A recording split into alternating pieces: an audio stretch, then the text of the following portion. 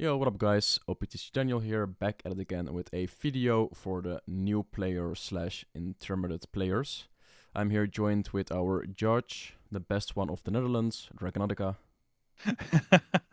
Hey, yeah, hello. My name is Dragonautica, also Drago or Serge by my real name. I'm a level 1, official level 1 One Piece trading card game judge from Bandai. And yeah, we're here to talk about rulings, right? Yeah, that's right. And in case you saw Cross AI or Ezrev the Chess tweet about some rulings, it is this dude's Twitter. So follow him on Twitter. Oh, yeah. You can follow me on Twitter at Dragonautica. It's a weird word, but if you search, you can find it. Yeah. I post some rulings from time to time there, go into deep dives especially. But today we're talking more about the surface level rulings.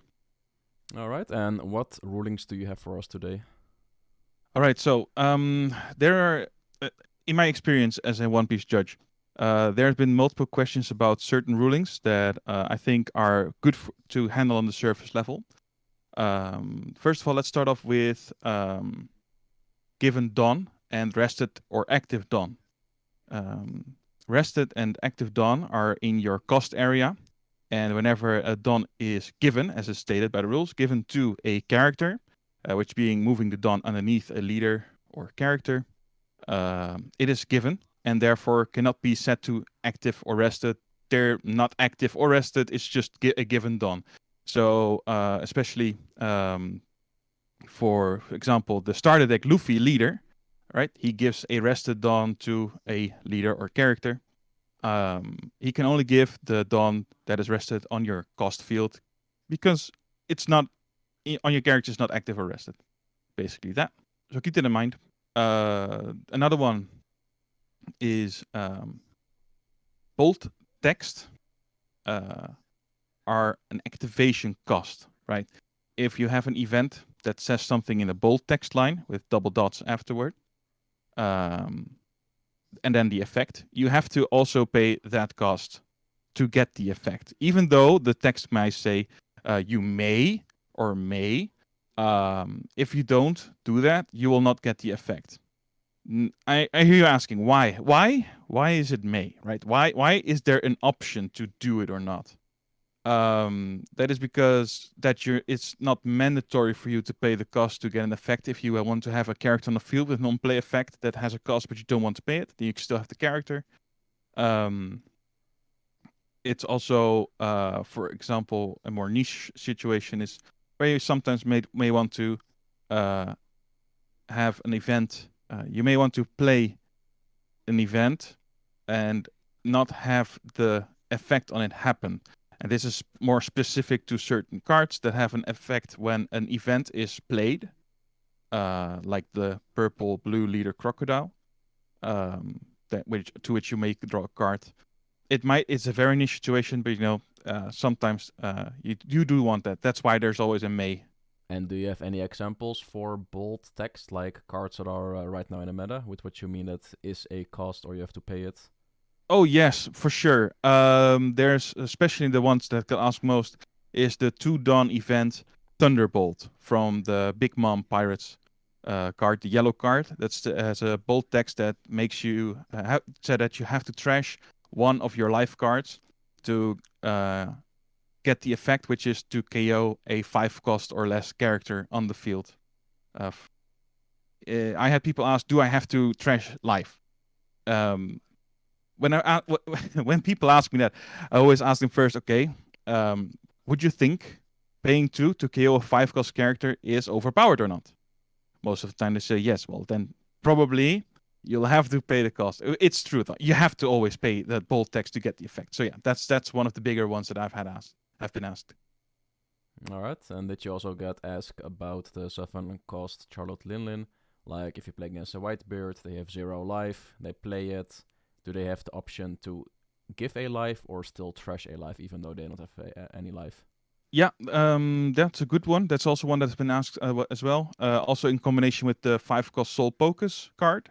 Um, Yeah, an opponent can still choose the option to trash a life even though they don't have life, because that's just a well, they choose the option, right? They choose one of the options and then it will try to fulfill it. The game will say like, all right, you'll try to fulfill it as much as you can. You'll trash a life, but you don't have it. All right, it is what it is. You don't trash your life, but you're not forced to choose the other one. All right.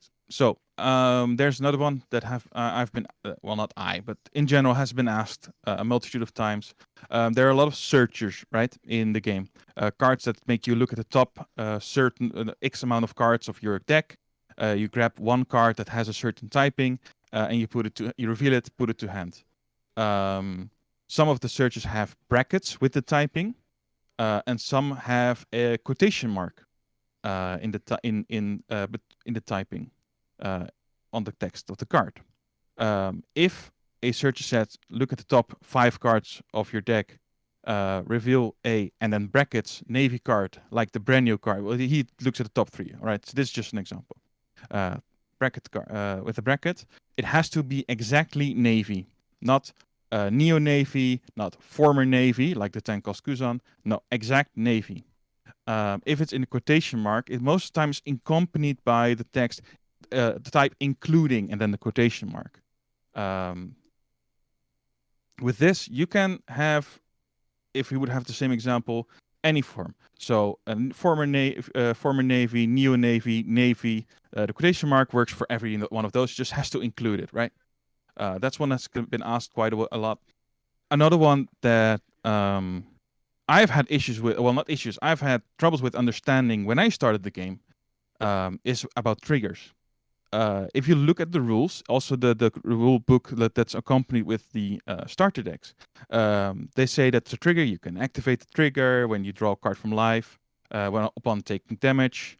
That's also, by the way, one, if you take life from damage, you can activate a trigger, not any other way. So Whitebeard, I'm sorry, no trigger for you. But when you activate the trigger effect, the rules say you can activate a trigger instead of putting it into your hand. But it doesn't say where it should go, what you should do with the card then, right? It doesn't go to hand. Like, okay, does it go back to life? Does it go to on top of your deck? No. Unless stated otherwise, for example, play this card, which certain, the Brûlé, Charlotte Brûlé has, it goes to your trash, right? Just to make sure, if you activate a trigger card and it doesn't state anything on it, what to do with it, it goes to your trash. Okay, so when I play at locals and I play against players and I hit them for their life and they take it, they look at the card, take it to hand and say no trigger. Is it required to say no trigger? No, it's not required to say no trigger. It is always like this is more of a tournament rules manual guideline. It's always nice to be vocal about what you're doing, what you don't do. But normally, if you move the card to hand and you have it in your hand, it should be seen already as you having no trigger. But it's nice to state so that the player can continue. I don't think it's required. Yeah, but if people say like, okay, it's not a trigger, so I attack, they say no trigger, then I know that it's not a trigger card. That might be a specific card that I know that their build runs. So like, Oh, they are giving information. No. What's meant by no trigger is that they don't want to activate the trigger, right? Or that's how I would say it, right? If, like, for example, if you take life and you find a jet pistol of your life, but you don't really see a good 6k power character to KO, I would just take it to life and say no trigger, because I don't want to activate. That's what I want, right? I don't want to activate a trigger effect from my card if I would have had it, right? Even if I wouldn't have had it. Alright, and also this one came up with a video I did with Hero, a Singaporean YouTuber. So I used my ISO, I looked at my top 5, I revealed a touch, added to hand, and then 10 seconds later he asked, oh, you added touch, right? I said yes. So basically your opponent cannot ask that, is that correct? Yes. It's as the moment it's revealed, you should have a look at it. the moment it's returned to hand or to the secret area, right? It's about secret areas. The moment the card is moved to a secret area, you cannot really ask about it anymore. You can always ask a judge for the official ruling text of a card, if it's if it's within the boundaries of the game you're playing, right? You shouldn't ask for about the specific green card when you're playing blue and the opponent's playing red. That doesn't work. But yeah, you can always ask that to a judge. But after it's been revealed and put into hand, you cannot ask, or you can ask, but the player is not required to show you the information anymore. So it is paramount that you, as a player, make sure that you know the card, right? You can always just, when they reveal it shortly, you can always ask, oh, can you just reveal that again because you moved it very fast?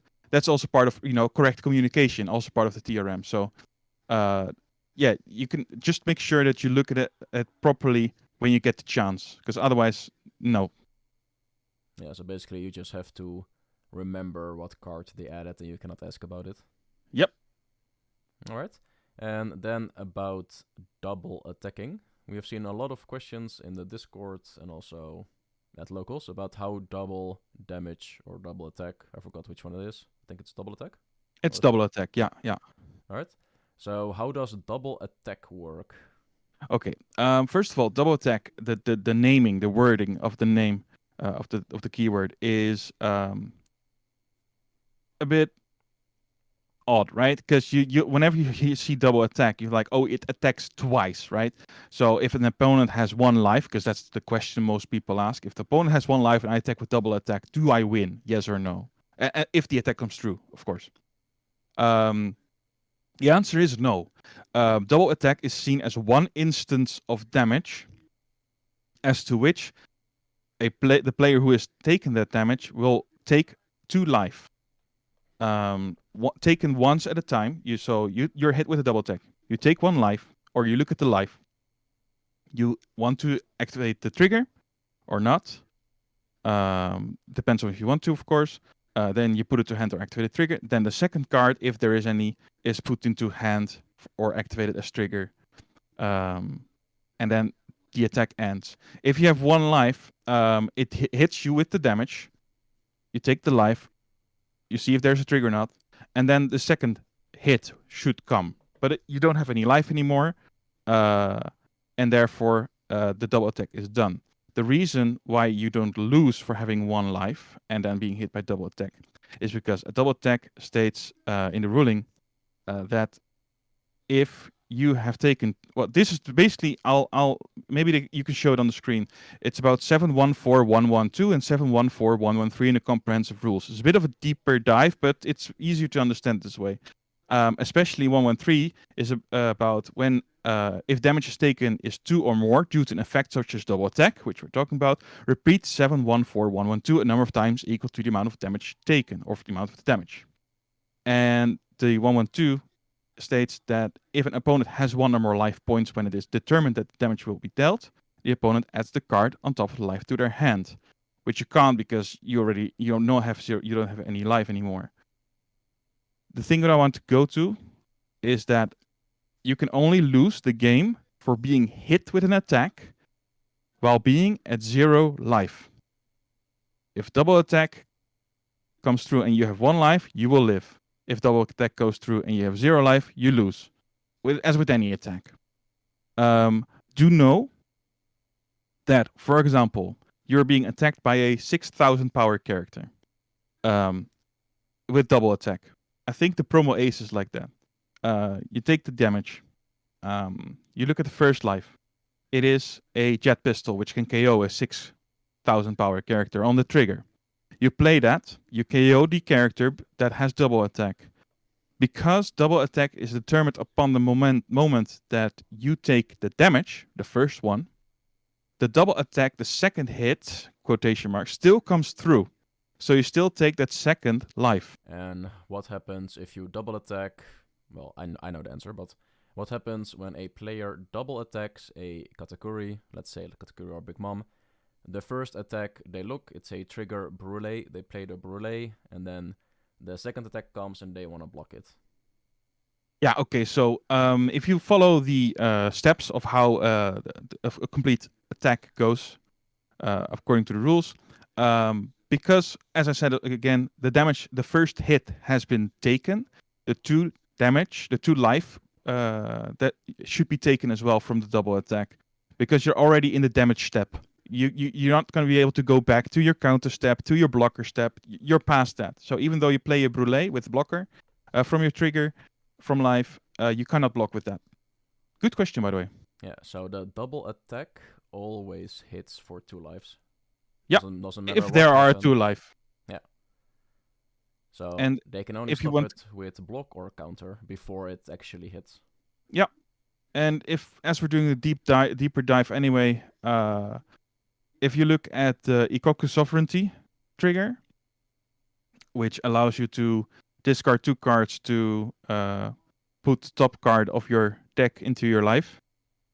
If you're hit by a double attack and your first life, and you're at 1 life, and your first life is Ikoku Sovereignty, and you activate the trigger, that is a new life that you've gained before the next sequence of double attack comes through. So you'll also take that life. Yeah. So also with the new Enel card, which you guys probably have seen, Dragonautica made a Twitter post about it. But basically, Yeah, Enel is insane. Yeah. As into where he acts in the rules, because he doesn't act after a rule text, right? It acts between, like Zeph. It's yeah. Just if you want to read all that, which I would recommend because I worked hard in it. Check my Twitter, and if you have any questions, also feel free to at me or whatever. Yeah. So the too lazy didn't reach your Twitter. Basically, Enel's effect is when you have 0 lives, recover +1, so you can get a life back when you're at 0. So how the double attack works, if I'm correct, if I've read your post, is if Enel's at 0 lives, I mean at 1 life, and your opponent hits with a double attack, the attack goes through, Enel takes the life, goes to 0, then his effect comes on, takes 1 life from the top of the deck, add it to the life, and then the attack will still double attack, right? Yep. And there's even more to it, where it basically Enel is maybe that's more of a Enel is very interesting, right? Because Enel's ability, I believe, will occur between taking the life card to hand and activating that trigger of the life card. Because Zeph does the same. He deals damage to an opponent. His ability, the opponent takes the life. But before the trigger can be activated, Zeph's ability occurs where he can trash the top 7 cards of the deck. It's an automated effect that works the same. So therefore, I believe you can have a very interesting sequence where you take the first hit from a double attack. And Nell's ability, you take it from life. You can look at the card, right? You see it's the best trigger card in the game. No, don't. I'm just joking. But King Baum, right? King Baum has a trigger where you have to trash the top of your life card to be able to play him.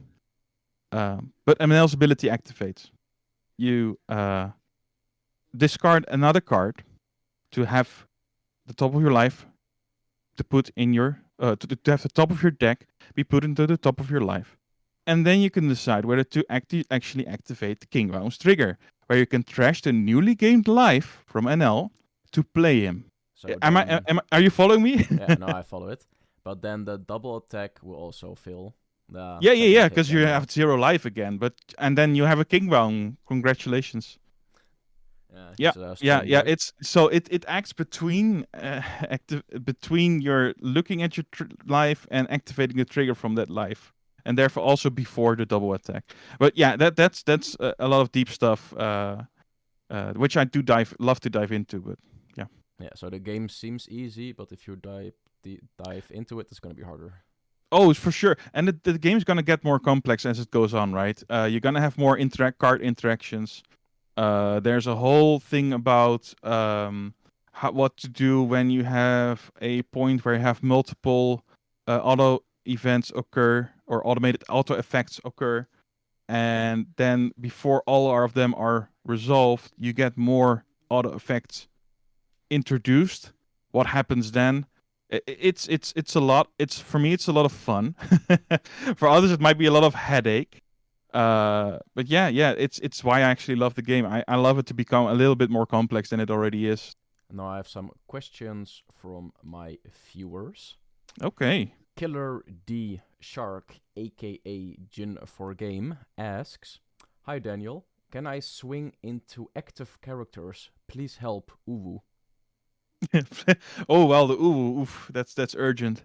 No, unless stated otherwise, because there are cards that make you able to do that. You cannot attack active characters. Unless the Good card, question. Unless the card states otherwise. like There's Whitey Bay.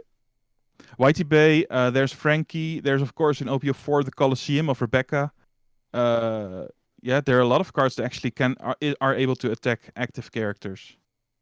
Alright, then we have Farkri. Everyone at a store championship I went to thought Katakuri looks at either top or bottom life. Okay.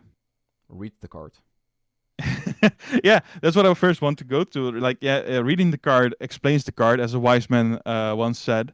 But it says look it up to one card from the top of your or your opponent's life cards. So yeah, I don't think that needs any further explanation.